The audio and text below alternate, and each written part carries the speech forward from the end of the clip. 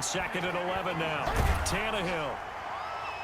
And that one goes incomplete. He's maybe lucky it wasn't a fumble as he got hit as he threw it. Receiver coaches preach to their guys all the time. Separation, that's what's going to make the play successful. That time there was very little, and I think they were actually fortunate that it was only knocked away and not intercepted.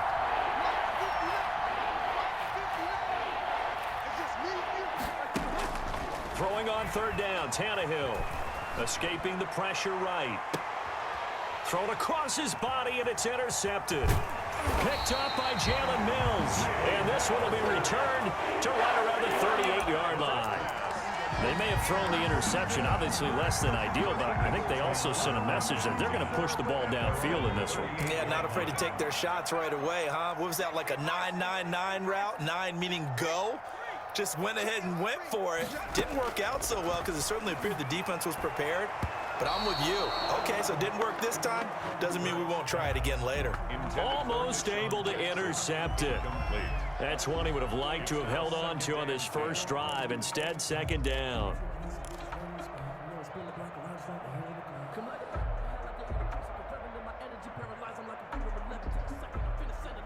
They work again from the 38 on 2nd and 10.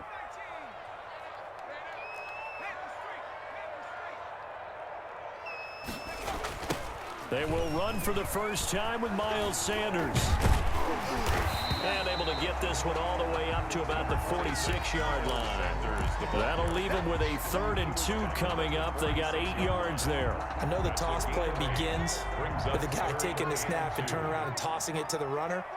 But where the real intrigue is, can they seal the edge? Whether it's an offensive tackle or a tight end in the direction they want to run the football. If they do that, that's the result that you get, that type of a gain. If they don't, oftentimes it's not a very successful play. 50-yard line.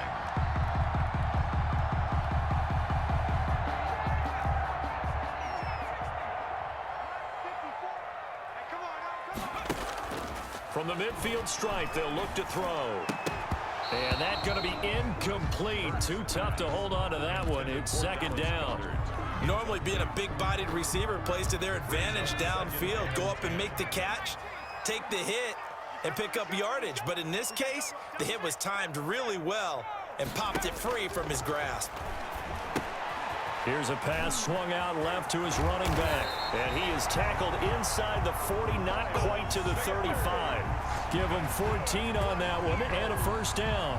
I like the screen being called here early in the game, especially on the opening drive, because, Brandon, when guys come out of the locker room, especially those pass rushers, they are so amped up to get to the quarterback that you can use that against them, and a screen pass is a great way of doing it. A lot of teams against good pass rushing teams, they want to run the screen 10 to 12 times in a game. And that'll be knocked away. It's incomplete. It was Kenny Vaccaro there to get a hand on that one. I think we'll see more of them trying to get him the football out of the backfield. They love what he can do in open space, and they believe that he creates mismatches they can exploit. 2nd down, here's Jalen Hurts. Pressure comes, and the Titans able to bring him down. Credit the sack there to Harold Landry. 7th play of this drive coming up, but a long way to go on 3rd down. Throwing is Hurts. They'll try and set up the screen. It's complete. And he'll be taken down well before the 1st at about the 36-yard line. That one good for only 6, and it leaves him with a 4th down. Instead of throwing it downfield, Charles, they just tried to dump it underneath there. You like the call? I do. I think it's a high percentage play because you get the completion, and what you're counting on is your back to use his legs and his elusiveness to make people miss and pick up the 1st down. In this case, it didn't happen. A 53-yard attempt. And this one is no good. He missed it. And this will remain a scoreless game. No score after 1 on EA Sports. No score. So the long field goal misses, and now the reverse. You're in a tough spot defensively. They'll start the drive at the 43.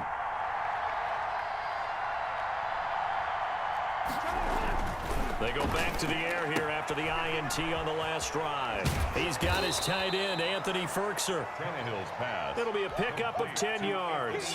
And it'll be 2nd and very short. On the pickup. It's 2nd and inches at the 47-yard line. Now it's Tannehill. And he's going to drop this off to his fullback. And the stop here will come at the 38-yard line. That one, a first down pickup of 8. And the Titans first down. From the gun, here's Tannehill. He'll get this one complete to Davis. This will be stopped about 2 yards shy of the marker. 8-yard gain, 2nd and 2. Brings up 2nd and 2. To the air again, Tannehill. And oh, look at that, a diving catch. I felt that one all the way up here. How about that big man laying out and making that catch? Yeah, that wasn't a 180-pound wideout. That was a tight end. A first down carry for Henry. And not much. Maybe a yard down to the 23. Here's 2nd and 9, just a yard on that last run. Well done to sniff that out defensively. He had it diagnosed pretty quickly. I love that description because diagnosed is perfect on that one. Read his keys, made the play, and he couldn't even get going moving the football. And he's able to break out of one tackle, but then quickly brought down. They don't need to run another play here before the 2-minute warning. Let's see if they do it anyway. Tannehill. He gets it to Brown, complete. And he will have a Titans first down as they're able to get the 3rd down conversion. Tannehill to his top target, Brown, for a Tennessee first.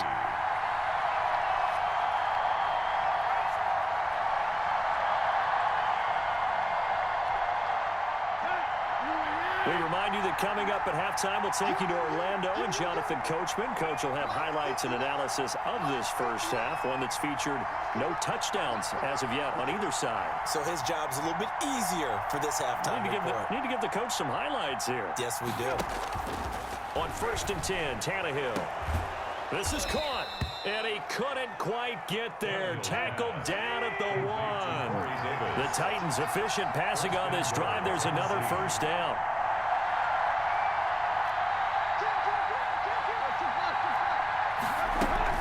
Trying to punch it in with Henry. And into the end zone for a Tennessee touchdown. Derrick Henry from a yard away bowling his way in as his guys are on the board first here tonight. People always talk about one of his biggest strengths, running the football, vision, and he found the spot there, went into the end zone. You're exactly right about that, and it wasn't just the vision, right? Once he saw the gap, decisiveness, made up his mind, and about the power to finish the play. Not only did he get good blocking, he created his own space as well.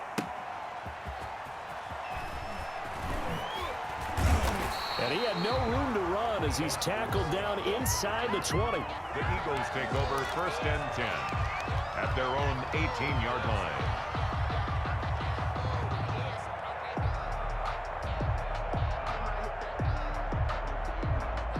Already at the line, this Philly offense set to go. It was still more than a minute to go in the half. Time to try to mount a drive. And I would think that they would have to. This is today's NFL. You got to push it whenever you get an opportunity. You can never have enough points. Deshaun Jackson off to the races. Ain't doing enough. Touchdown, Philadelphia. Deshaun Jackson, 82 yards. And the Eagles are within an extra point of tying this thing up. Partner, you know what the real key is to stopping a good passing attack?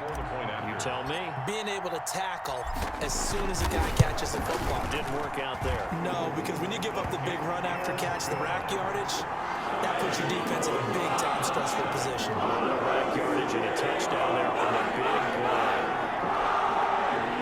Jake Elliott to kick off for Philadelphia.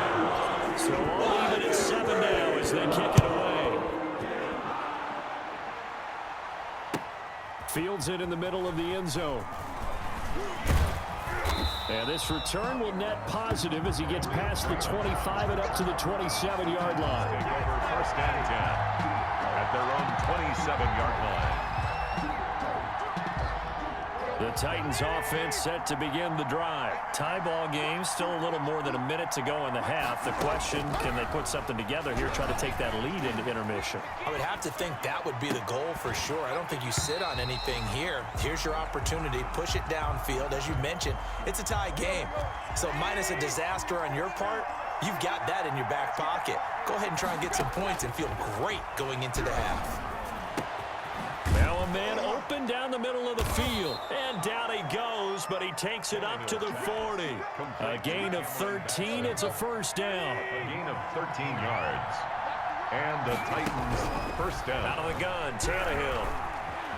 Eluding the pressure right. And time finally runs out. He can't get rid of the football, and he's taken down. And no matter what the situation, the O-line just hates that because they feel like they didn't protect little brother back there, right? Man, that's just so difficult for them because just think about every single play. When you decide to throw the football, you're dealing with some of the best athletes on the planet. You talk about guys, if they weren't playing football, they'd be starring in the NBA at power forward. It's a really difficult task. Third down. From the gun on third down, Tannehill. And that is incomplete. And that is too far out in front. He couldn't haul it in. Incomplete. Darius Slay on the coverage. Tannehill staying out there. They're going to go on fourth down. They're going to go. It's Tannehill. And it's complete. Henry. And able to pick up the first across midfield to the 47. Now Tennessee going to use the second of their timeouts as they stop it with 16 seconds to go in half number one. Now a first down throw. Tannehill flushed out right. Oh, you saw that one coming. It's intercepted. Thrown back across his body. Picked off at about the 31. And his guys have got it back at the closing stages of the first half. Their own 43-yard line.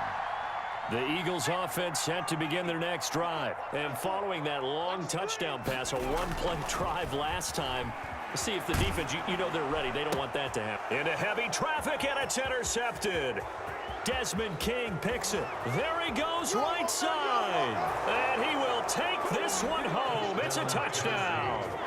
Well, you don't want to coach him, Charles, to stay in the pocket on every play, but I guess that's the danger of getting outside of the pocket, extending a play, and making a bad throw. Turns into 6 points the other way. Yeah, sometimes when you get outside the pocket, your vision actually gets obscured a little bit, or you narrow it down too much, and you don't see all the defenders in the area.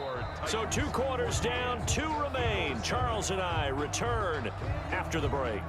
And we welcome you back live now inside the booth alongside Charles Davis. I'm Brandon Gaudin, set and ready to rock for the third quarter.